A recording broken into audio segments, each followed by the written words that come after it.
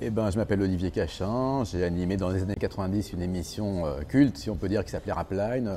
J'étais rédacteur en chef de l'affiche et je suis actuellement plutôt écrivain que journaliste, car la presse, surtout la presse spécialisée, est un petit peu en perdition. Internet a tué les stars de la presse, on pourrait dire. J'ai fondé l'affiche, dont je me suis occupé pendant 12 ans, qui a très longtemps été le seul magazine consacré aux musiques urbaines, qui était sous-titré le magazine des autres musiques. J'ai fait également pendant 4 ans, j'ai fait la fermeture d'ailleurs du magazine Radical, que je n'ai pas créé mais que j'ai repris quand il y a eu une nouvelle version qui s'est arrêtée il y a 4 ans de ça, en 2005. Et sinon maintenant je collabore à quelques publications comme Rock & Folk, VSD ou Continental, mais pour ce qui est de la presse spécialisée, c'est vrai que le moins qu'on puisse dire c'est que l'âge d'or est dans le rétroviseur, loin derrière. Alors justement, comment est-ce que vous définiriez un peu l'état du secteur actuellement ?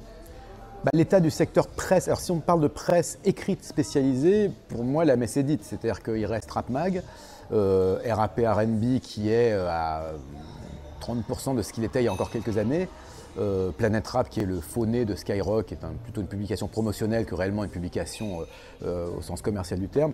Donc moi quand je pense à l'époque où il y avait RER, Groove, L'Affiche, Radical, Tracklist, de Source, enfin, il y a eu jusqu'à une dizaine de magazines en concurrence au même moment et qui tous fonctionnaient plus ou moins bien. C'est vrai que maintenant, pour moi c'est simple, quand je vois un gamin, puisque ça reste quand même malgré tout encore aujourd'hui, peut-être même plus encore qu'à une époque, une musique qui intéresse principalement les jeunes, voire les très jeunes, demander à un gamin de 12-15 ans qu'est-ce qu'il lit comme magazine, il ne comprend même pas la question. C'est-à-dire qu'aller dans un endroit comme les relais ou les maisons de la presse, à jour fixe du mois pour payer une somme qui est de l'ordre de 5 € pour acheter un magazine où il y aura forcément de l'information, non pas frelatée, mais en tout cas pas fraîche, au sens où ce serait une information immédiate, ils ne voient vraiment pas le truc. C'est-à-dire que moi, j'ai grandi à une époque où la connaissance de la musique et l'appréciation de la musique allait de pair avec l'achat d'un journal, ou au moins la lecture d'une certaine presse. Je parle de après l'époque où il y avait le choix entre rock et folk ou best, plus une époque dans les années 90 où il y avait donc plein de magazines, fin des années 90, des années 90, où il y avait plein de magazines qui parlaient de ça. Maintenant, il est clair que le terrain s'est déplacé et que ça se passe sur Internet.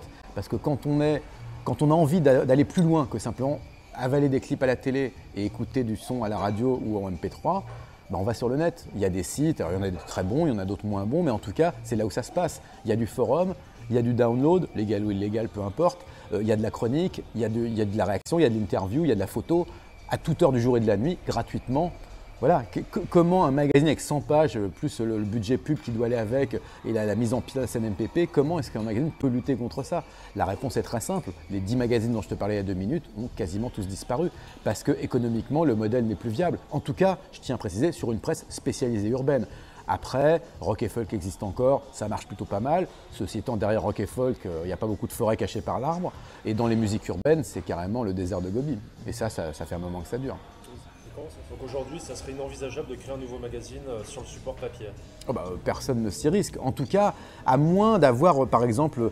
Après, on peut toujours imaginer, par exemple, un mécène ou un sponsor. Un magazine comme Planète Rap, par exemple, et tout le monde le sait, est financé par Skyrock. Donc c'est un peu comme ce que pouvait être le Megamag à l'époque au Virgin Megastore, un outil de communication, mais qu'ils en vendent ou pas, la question, à la limite, elle n'est pas là.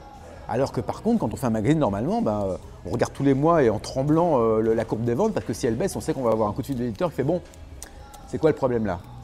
Tu sais pas quoi trouver comme couve, ça marche pas là, faut qu'on fasse autre chose. » Donc on essaye, puis à un moment, quand ça marche plus, on est bien obligé de se dire « on a tout essayé. Bon, on va s'arrêter là alors. » C'est comme ça que ça se passe.